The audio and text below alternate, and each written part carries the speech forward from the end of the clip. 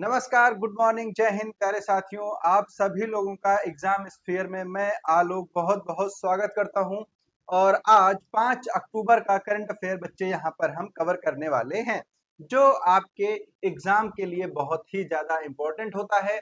और लगभग आधे घंटे 40 मिनट में हम वो 2 घंटे वाला काम करते हैं जो करंट अफेयर में बाकी जगह पर आपके लिए किया जाता है। तो सभी लोग जल्दी-जल्दी से जुड़ जाएंगे, शेयर कर देंगे, सब्सक्राइब कर लेंगे और उसके बाद हम फटाफट से करेंगे रिवीजन किसका, 4 अक्टूबर का। हमने क्या-क्या पढ़ा था 4 अक्टूबर के करंट अफेयर में। तो सबसे पहले आप लोगों ने देखा था कि एएफएमएस की पहली महिला महानिदेशक बनी थी कौन? आरती सरीन, इनको नियुक्त किया गया था। ये एएफएमएस की पहली महिला महानिदेशक नियुक्त की गई। उसके बाद बहुत ही ज्यादा इंपॉर्टेंट न्यूज आप लोगों ने एक पढ़ी थी कि कैबिनेट मंत्रालय ने 5 नई भाषाओं को शास्त्रीय भाषा का दर्जा जो है वो प्रदान कर दिया है। और ये भाषाएं कौन कौन सी हैं ये बहुत ही ज्यादा इंपॉर्टेंट है। पाली है, प्राकृत है, मराठी है, बांग्ला और आसामी। ठीक है, तो इन 5 भाषाओं को क्या दिया गया?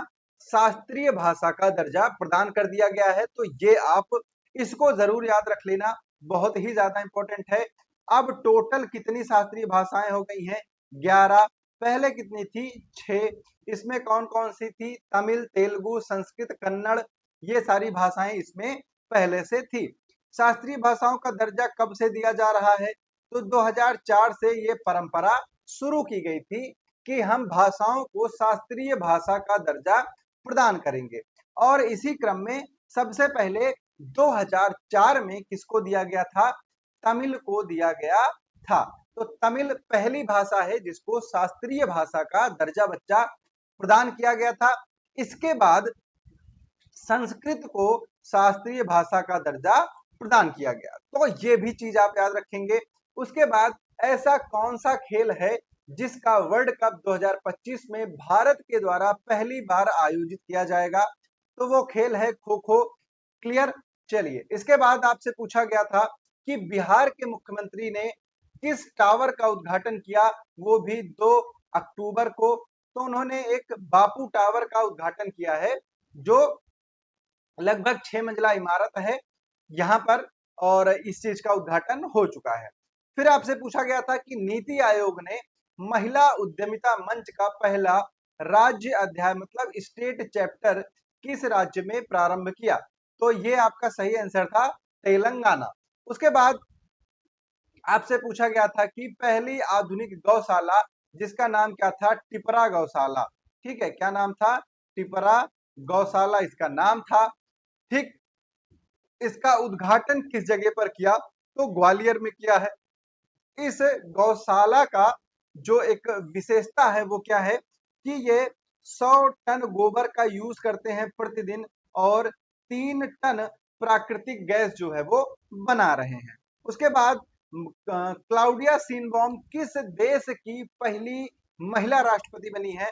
तो वो बनी है मैक्सिको की। क्लियर? कहाँ की? मैक्सिको की पहली महिला राष्ट्रपति कौन बना है? क्लाउडिया सीनबॉम। ठीक, उसके बाद पूछा गया है कि पहला अपना चाइना ओपन खिताब किसने जीता? तो वो जीता है कार्लोस अल्कराज ने। हराया किसको है? तो ये भी आप याद रखेंगे, हराया है जैनिक सिनर को। ठीक है, ये आप याद रखेंगे। उसके बाद पीएम ई ड्राइव लॉन्च किया गया कहां से? नई दिल्ली। ठीक है, कहां से? नई दिल्ली भारत मंडपम। क्लियर? कहां से? नई दिल्ली भारत मंडपम से इसको लॉन्च किया गया। किसने लॉन्च किया? प्रधानमंत्री मोदी ने लॉन्च किया। उद्देश्य क्या है इस योजना का? इसका सिर्फ इतना सा उद्देश्य है कि जो इलेक्ट्रिक व्हीकल्स हैं उनको हम प्रमोट करेंगे। उसके बाद भारत किस अंतरराष्ट्रीय संगठन का सदस्य बना? तो भारत बना है international medical device regulators forum का सदस्य। इसका काम क्या है? तो जो मेडिकल डिवाइसेस होती हैं, जो चिकित्सीय उपकरण होते हैं, उनका प्रमाणन और उनका देखरेख। क्लियर? उसके बाद एसएएफएफ अंडर 17 चैंपियनशिप में भारत जो है वो जीत गया है। पूछा गया आपसे कि किस देश को हराकर भारत ने खिताब जीता? तो भारत ने जीता है बांग्लादेश को हराकर। क्लियर? तो ये था आपका 4 अक्टूबर का रिवीजन, फटाफट तरीके से वो खत्म होता है। और अब हम आते हैं आज के 5 अक्टूबर के अपने पहले क्वेश्चन पर, पहली न्यूज पर। यहां पर 4 लिखा हुआ है, ये 5 होगा।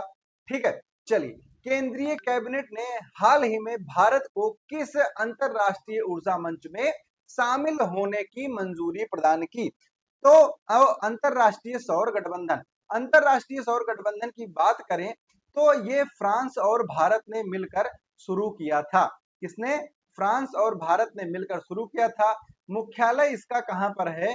तो मुख्यालय इसका है गुरुग्राम में। क्लियर? कहां पर है? गुरुग्राम में।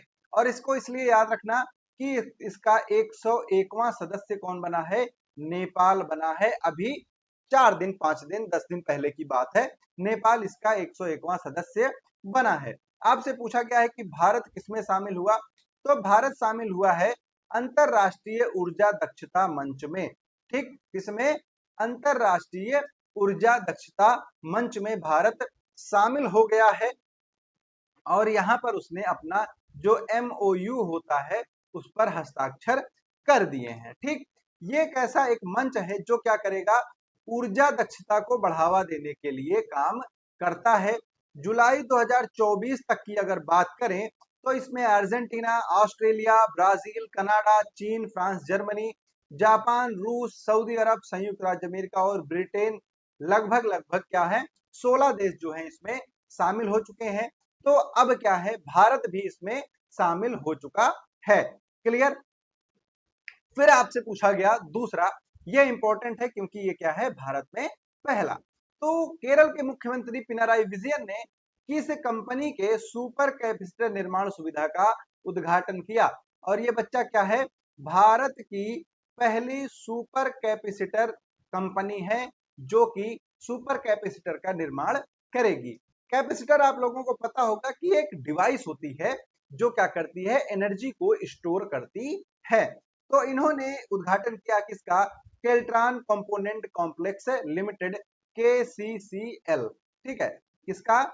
केल्ट्रॉन कंपोनेंट कॉम्प्लेक्स लिमिटेड से। ठीक, ये कंपनी क्या करेगी? ये कंपनी सुपर कैपेसिटर का निर्माण करेगी। क्लियर? तो ये कंपनी का नाम आप याद रखेंगे। क्यों? क्योंकि ये भारत की पहली सुपर कैपेसिटर निर्माण कंपनी है। ये प्रतिदिन 2000 सुपर कैपेसिटर का उत्पादन करेंगी। ठीक, अब आपको मैंने बताया कि सुपर कैपेसिटर होता क्या है। तो सुपर कैपेसिटर क्या होता है बच्चा? ये एक ऊर्जा भंडारण उपकरण है। ऊर्जा भंडारण उपकरण होता है, ये क्या करता है, एक समझ लीजिए कि एक बैटरी है जो क्या करती है, एनर्जी को स्टोर करके रखती है, उसको कैपेसिटर बोलते हैं। और उसका एक बहुत ही उन्नत वर्जन जो हो जाता है उसको क्या बोल देते हैं, उसको सुपर कैपेसिटर बोल देते हैं। क्लियर ना? चलिए, फिर आपसे पूछा गया कि विदेश मंत्री एस जयशंकर 15 से 16 अक्टूबर को किस देश में SCO बैठक में शामिल होने के लिए जा रहे हैं? तो बच्चा आप सबको पता है कि जो संघाई सहयोग संगठन है, ठीक है, संघाई सहयोग संगठन, ये कहां पर हो रहा है आयोजित? ये हो रहा है पाकिस्तान में। और कब से कब तक? 15 और 16 अक्टूबर को। तो इसमें शामिल होने के लिए भारत के विदेश मंत्री एस जयशंकर जी जो है वो यहां पर जाएंगे, इसमें शामिल होंगे। तो ये सबसे इंपॉर्टेंट हो जाता है क्योंकि इसके पहले 2015 में जो विदेश मंत्री थी सुषमा स्वराज जी, ये पाकिस्तान गई थी। उसके बाद से कोई भी भारतीय राजनयिक कहां पर? पाकिस्तान विजिट नहीं किया है। क्लियर ना? ये चीज समझ में आ गई होगी आप सभी लोगों को। चलो, तो सारी इंपॉर्टेंट चीजें आपको यहां पर बताते हुए चलेंगे। तो ये कहां पर हो रहा है? पाकिस्तान में हो रहा है। तो पहली इंपॉर्टेंट चीज ये हो जाती है कि SCO की 2024 की बैठक जो है वो कहां पर आयोजित की गई? वो पाकिस्तान में आयोजित की जाएगी। अब देखिए, अब इसमें इंपॉर्टेंट क्या है? इसमें इंपॉर्टेंट ये है कि कहां पर? तो पाकिस्तान की राजधानी इस्लामाबाद। तो कभी कभी आपसे शहर का ही नाम पूछता है, देश का नाम नहीं पूछता है। ठीक, तो यहाँ पर इस्लामाबाद में ये आयोजित की जा रही है। 2015 में तत्कालीन जो विदेश मंत्री थी सुषमा स्वराज जी, ये पाकिस्तान के दौरे पर गई थी। उसके बाद से कोई भी जो है वो दौरे पर नहीं गया है। ठीक है, चलिए उसके बाद क्या है कि अगर बात करें 2023 की, ठीक, तो 2023 की एससीओ बैठक कहां हुई थी? तो ये हुई थी किर्गिस्तान में। ठीक है, कहां हुई थी? किर्गिस्तान में हुई थी। क्लियर? अब चलिए एससीओ के बारे में थोड़ा सा जान लेते हैं। तो इसकी जो स्थापना है वो हुई थी वर्ष 2001 में। इसकी स्थापना में कौन कौन से देश शामिल थे? तो इसमें चाइना था, रूस था, कजाकिस्तान, किर्गिस्तान, तजाकिस्तान और उज्बेकिस्तान। क्लियर? तो ये देश थे इसके संस्थापक राष्ट्र। ठीक है, कौन से? संस्थापक राष्ट्र। लेकिन वर्ष 2017 में क्या होता है कि किसको किसको? भारत और पाकिस्तान, ठीक है, किसको? भारत और पाकिस्तान को 2017 में इसमें शामिल कर लिया जाता है। क्लियर? तो सबसे नवीनतम सदस्यों की अगर बात करें तो सबसे नवीनतम सदस्य कौन कौन है? भारत और पाकिस्तान एससीओ के नए सदस्य हैं। एससीओ के बारे में और एक चीज है कि ये लगभग कितने 7 से 8 देशों का संगठन है। ठीक है, और इन्हीं 8 देशों में विश्व की 40% जो जनसंख्या है वो निवास करती है। और इसमें सबसे पहले नंबर पर भारत और दूसरे नंबर पर चीन जो है वो आ जाते हैं। तो ये बहुत ही इंपॉर्टेंट हो जाता है किसके लिए? क्योंकि ये एक जो एशिया महाद्वीप है उसका एक संगठन है और ये विश्व की 40% जनसंख्या का प्रतिनिधित्व करता है। क्लियर ना? चलिए अब आगे बढ़ेंगे। आगे क्या है कि केंद्रीय सरकार ने किस मिशन को तिलहन उत्पादन के लिए मंजूरी दी? ठीक है, तो आपको यहां पर बताना है कि कौन सा मिशन है जो तिलहन मिशन के लिए चलाया गया है। क्लियर? राष्ट्रीय सौर मिशन ये बिल्कुल नहीं होगा क्योंकि ये किससे जुड़ा हो जाएगा? सौर ऊर्जा से। तो अब बचे आपके पास 3। प्रधानमंत्री फसल बीमा योजना, ये भी नहीं है क्योंकि इसमें फसलों का इंश्योरेंस होता है। क्लियर? राष्ट्रीय कृषि विकास योजना और राष्ट्रीय mission on edible oil and oil seeds, तो ये कौन सी योजना है? ये योजना है तिलहन को बढ़ावा देने के लिए। क्योंकि क्या है कि भारत जो है, जितनी भारत में खपत है उसका 50% से ज्यादा हिस्सा भारत क्या करता है? अभी तेल का आयात करता है। और इसी आयात की निर्भरता को कम करने के लिए क्या किया जाएगा? इस योजना को लाया गया है। तो केंद्र सरकार ने इस मिशन को मंजूरी दे दी है। ये क्या है? Mission on edible oil and oil seed. यहाँ पर अब तिलहन जो फसलें हैं, जैसे क्या हो जाएगा? सरसों हो गया, ठीक है, मूंगफली हो गया, सोयाबीन हो गया, सूरजमुखी हो गया, तिल हो गया, इनके उत्पादन पर क्या किया जाए? क्या किया जाएगा? इनके उत्पादन पर ज्यादा ध्यान दिया जाएगा, इनको और भी ज्यादा इंप्रूव करने की कोशिश की जाएगी। और जब एक पड़ाव हम पूरा कर लेंगे तो जाएंगे अगले पड़ाव पर, जहां पर कपास के बीज से, चावल के भूसी से और पेड़ों से जो सेकेंडरी सोर्स है मतलब तेल के, जहां से तेल निकाला जाता है, उनको फिर बढ़ावा देने की बात की जाएगी, है ना? तो ये चीज समझ में आई आपको? देखिए क्यों? क्योंकि 2022-23 में तिलहन प्रोडक्शन कितना था? 3.9 करोड़ टन। अब इसको बढ़ाकर करना कितना है? इसको बढ़ाकर करना है 6.97 करोड़ टन। ठीक, इससे क्या होगा? इससे हमारी जो तेल पर निर्भरता है वो कहीं ना कहीं कम होगी। ठीक है ना? चलिए अब थोड़ी सी बात कर लें। तो जो फसल चक्र होता है, आप सबको पता है भारत में 3 प्रकार की फसलें होती हैं। रबी की फसल, खरीफ की फसल और जायद की फसल। ये इंपॉर्टेंट है बच्चा, यहां से आपको प्रश्न पूछे जाते हैं। ठीक, तो रबी की फसल में कौन कौन आता है? गेहूं, जौ, चना, मटर, सरसों, मसूर, आलू, ये सारी चीजें किसकी हैं? ये सारी चीजें हैं कौन सी? रबी की फसलें। रबी की फसलों को हम ऐसे याद करते हैं कि जब हमको रबी की जरूरत होती है तब रबी की फसल पड़ती है। और रबी मतलब क्या होता है? सूर्य। और सूर्य की जरूरत हमको कब पड़ती है? ठंडी में, मतलब अक्टूबर और नवंबर में इनकी बुआई की जाती है। और जब रबी पूरे पूरे आ जाते हैं, यानी कि जब मार्च अप्रैल में गर्मी आ जाती है, तब इसको हम काट लेते हैं। तो ये याद हो गया। ठीक, चलिए आगे क्या है? खरीफ की फसल, ये होती है जून जुलाई में, इसको रोपा जाता है और फिर अक्टूबर और नवंबर में इनको काटा जाता है। इसमें सबसे पहले तो आ जाएगा धान। ठीक है, क्या होता है? धान। यहाँ पे जो चावल लिखा है ये क्या होगा? धान, ज्वार, बाजरा, मक्का, तिल, मूंगफली, ये सारी किसकी फसलें हैं? खरीफ की फसलें हैं। फिर उसके बाद जायद की बात करें तो जायद मार्च और अप्रैल में होता है। तो ये क्या है? ये एक मिड वाली रेंज है। यहाँ पर जो आपके जैसे तरबूज हो गए, खरबूज हो गए, ककड़ी, खीरा, सब्जियां जो मतलब रसदार जो सब्जियां होती हैं, वो यहाँ पर उगाई जाती हैं। तो ये क्या है? भारत का फसल चक्र है।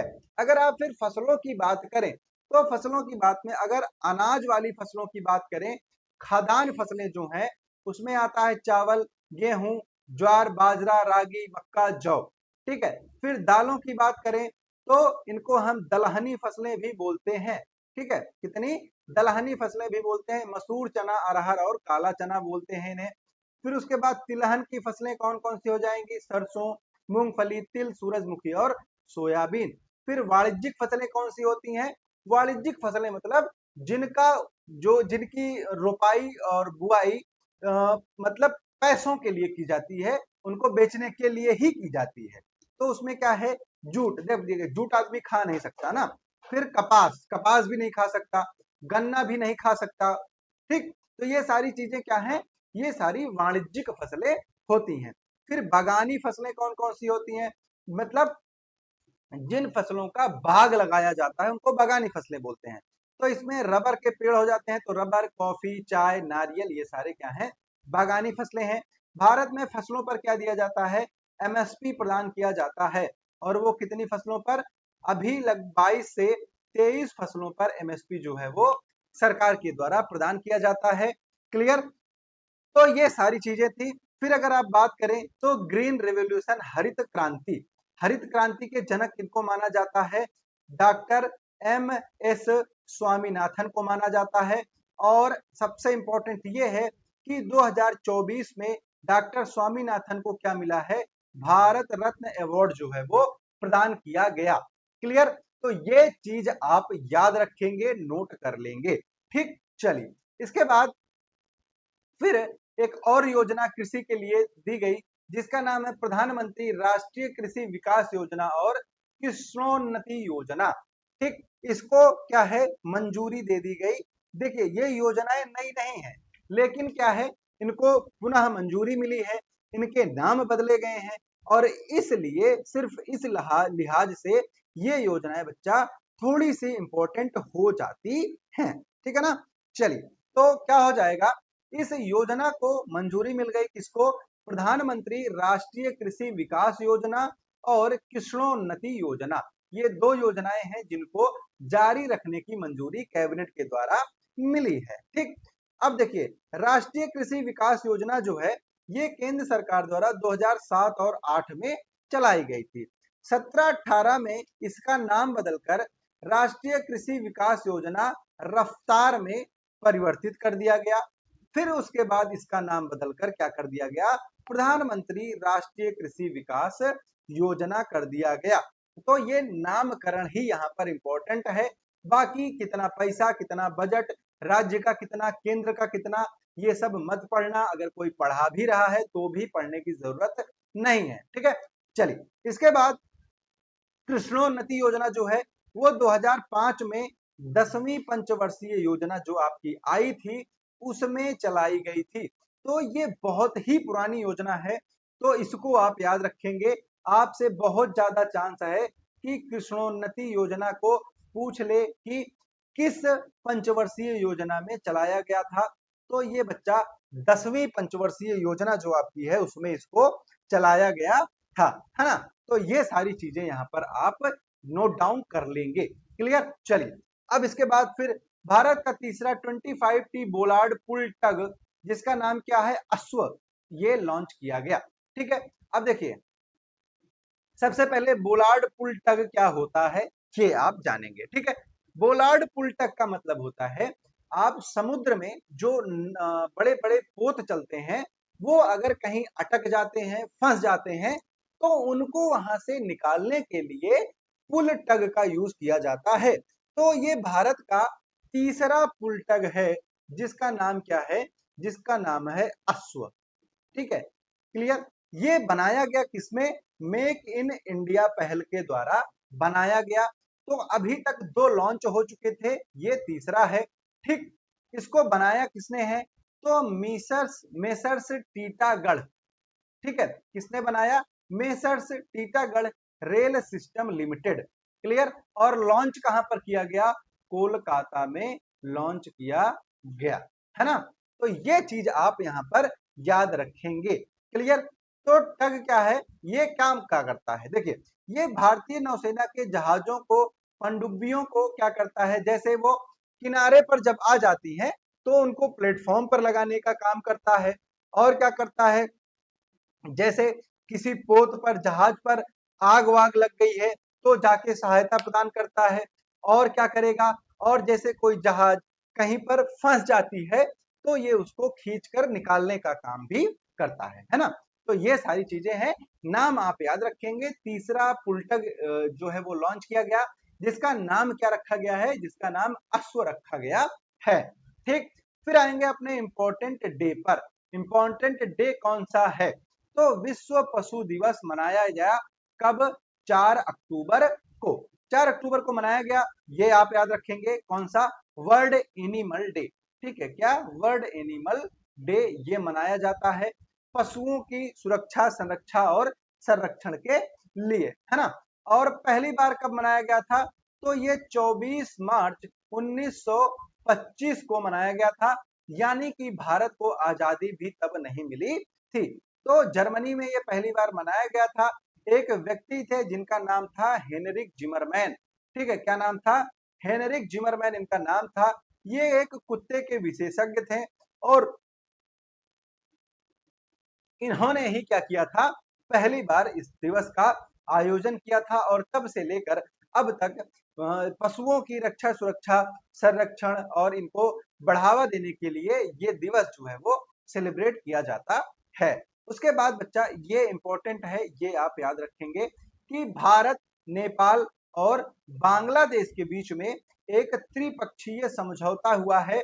वो किसके लेकर हुआ है, वो हुआ है आपका विद्युत व्यापार को लेकर, ठीक है। इसमें क्या किया जाएगा, नेपाल से बिजली बनेगी, और वो भारत होते हुए कहां जाएगी, बांग्लादेश को जाएगी, है ना। तो ये चीज यहां पर की गई है। मैं एक बार आपको मैप के द्वारा इसको समझाने की कोशिश जो है वो करता हूं, और उम्मीद करता हूं आपको समझ में भी आएगा, है ना। तो ये क्या है, ये यहाँ पर, है ना, ये मान लीजिए जैसे भी बना, ये हमारा भारत बना, है ना। और यहाँ पर आप सभी लोगों को पता है, यहाँ पर क्या है, बांग्लादेश है, और यहाँ पर क्या है, नेपाल है। तो नेपाल से विद्युत कहाँ लाई जाएगी, डायरेक्ट विद्युत लाइन के जरिए कहाँ पर लाया जाएगा, इसको बांग्लादेश में लाया जाएगा, है ना। तो यहाँ पर अगर आप देखें, तो इसके लिए सनकोसी 3 विद्युत जल परियोजना जो नेपाल की है, उसको क्या किया जाएगा, प्रयोग करके वहां की जो बिजली है, जो बिजली बन रही है, उसको हम कहां भेजेंगे, उसको हम भेजेंगे बांग्लादेश। इसके लिए भारत की एनटीपीसी जो है वो यहाँ पर इन्वॉल्व है इनके साथ में, ठीक है। अब क्या किया जाएगा, कितने मेगावाट बिजली निर्यात होगी, 40 मेगावाट बिजली निर्यात होगी, ठीक है। तो देखिए इसमें होगा क्या, नेपाल की बिजली बांग्लादेश पहुंचने से पहले 400 किलोवाट धालकेबर मुजफ्फरपुर ट्रांसमिशन लाइन पर आएगी, है ना। और इस लाइन के बाद फिर ये कहां जाएगी, ये जाएगी बांग्लादेश, है ना। तो ये सारी चीजें यहाँ पर हैं, है ना। तो ये आप समझ गए होंगे बिल्कुल अच्छी तरीके से। अभी अभी क्या हुआ है, बांग्लादेश में तख्ता पलट हुआ है, तो मोहम्मद यूनुस जो है वो यहाँ पर क्या बने हैं, कार्यवाहक, वहां पर जो प्रधानमंत्री नियुक्त किए गए हैं। ठीक, इनको क्या बोला जाता है? इनको बोला जाता है ग्रामीणों का बैंकर या फिर गरीबों का बैंकर। ठीक है, क्या बोला जाता है? गरीबों का बैंकर। क्योंकि आप लोगों ने एक बैंक का नाम सुना होगा जिसका नाम है ग्रामीण बैंक। तो ग्रामीण बैंक का जनक किसको माना जाता है? मोहम्मद यूनुस को माना जाता है, और इसके लिए इन्हें नोबल पुरस्कार भी प्रदान किया गया है ना?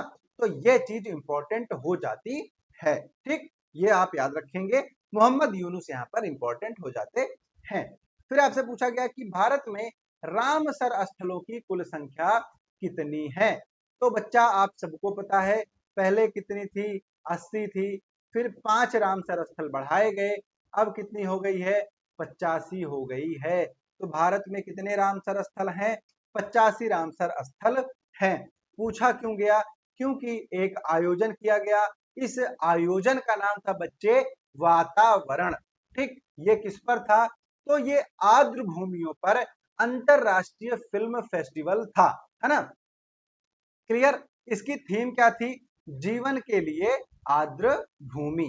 ठीक, किसके लिए? जीवन के लिए आर्द्र भूमि। तो आपसे अगर पूछा गया कि वातावरण जो कि एक आर्द्र भूमियों का फिल्म फेस्टिवल था, इसकी थीम क्या थी? तो आप बोलेंगे जीवन के लिए आर्द्र भूमि, है ना? तो ये यहाँ पर इंपॉर्टेंट था। बाकी चीजें देखते हैं। तो भारत में कुल रामसर स्थल कितने हैं? 85 हैं। सबसे छोटा कौन सा है? तो वो है रेणुका वेटलैंड, है ना? भारत में सबसे पहला वेटलैंड कौन सा है? तो वो है उड़ीसा में चिल्का झील, है ना? कहां पर है ये? उड़ीसा में। तो ये भी आप याद रखेंगे, है ना? और एक कौन सा है? माजुली द्वीप। ठीक, ये क्या है? सबसे बड़ा नदी द्वीप है। ठीक, इसको भी आप याद रखेंगे, ब्रह्मपुत्र नदी पर स्थित है। और ये क्या है? रामसर साइट ही क्यों बोला जाता है? तो अगर आप देखें तो एक ईरान में जगह है रामसर, ठीक है, और वहां पर आर्द्र भूमियों के संरक्षण के लिए एक कन्वेंशन किया गया था जिसको बोलते हैं रामसर कन्वेंशन। और उसमें क्या किया गया था? आर्द्र भूमियों को संरक्षण जो है वो प्रदान किया गया था। और इसीलिए यहाँ पर जो साइट्स डिक्लेयर की जाती हैं उनको हम रामसर साइट्स के नाम से जानते हैं। भारत ने इस कन्वेंशन पर 1982 में बच्चा हस्ताक्षर किए थे। और 2 फरवरी को क्या मनाया जाता है? विश्व आर्द्र भूमि दिवस मनाया जाता है। 2024 में जो आर्द्र भूमि दिवस मनाया गया उसकी थीम की अगर बात करें तो wetlands and human well being इसका थीम था। तमिलनाडु में सबसे ज्यादा रामसर स्थल है 10। इसके बाद दूसरे नंबर पर कौन आ जाता है? उत्तर प्रदेश, है ना? चलिए, तो ये सारी चीजें थी आर्द्र भूमियों के बारे में। तो आपसे बहुत ही ज्यादा इंपॉर्टेंट हो जाता है आर्द्र भूमि, बहुत बार पूछा भी गया है। उसके बाद आपसे पूछा गया कि असम के किस उत्पाद को जीआई टैग जो है वो प्रदान किया गया? तो बच्चा आप सबने अगर पढ़ा होगा तो एक होता है बोडो जो बारन। ठीक है, क्या होता है? बोडो जो बारन। आप सबको पता है असम की जनजाति कौन सी है? बोडो, है ना? बोडो क्या है? असम की एक जनजाति है। और बोडो जो बारन क्या है? ये एक तरह की बियर है जो यहाँ के लोगों द्वारा बनाई जाती है। तो इसको क्या है? जीआई टैग प्रदान किया गया। और इसके साथ साथ 6 और सॉरी, इसके साथ साथ 6 और प्रोडक्ट हैं जिनको क्या दिया गया है? जीआई टैग दिया गया है ना? तो सबसे पहले देखिए जीआई टैग होता क्या है? तो जीआई टैग होता है कि कोई उत्पाद है तो उसको हम एक वैश्विक पहचान देंगे, और दूसरा काम क्या करेंगे कि उसकी कोई कॉपी ना कर सके, इसलिए भी उसको जीआई टैग दिया जाता है। और जीआई टैग देने के पश्चात क्या होता है? उस उस जो वो मतलब जो प्रोडक्ट होता है उसको हम क्या करते हैं? एक तरह से संरक्षित कर लेते हैं। ठीक है, तो असम के 8 प्रोडक्ट्स जो हैं इनको जीआई टैग प्रदान किया गया, जिसमें देखिए, जिसमें क्या है? बोडो जो ग्वारन, मैब्रा जो बिडवी और बोडो जो गिसी, ये तीनों क्या हैं? ये चावल से बनाई जाने वाली बियर हैं जो चावल को किण्वित करके बनाई जाती हैं। ठीक, उसके बाद खाद्य उत्पाद हैं।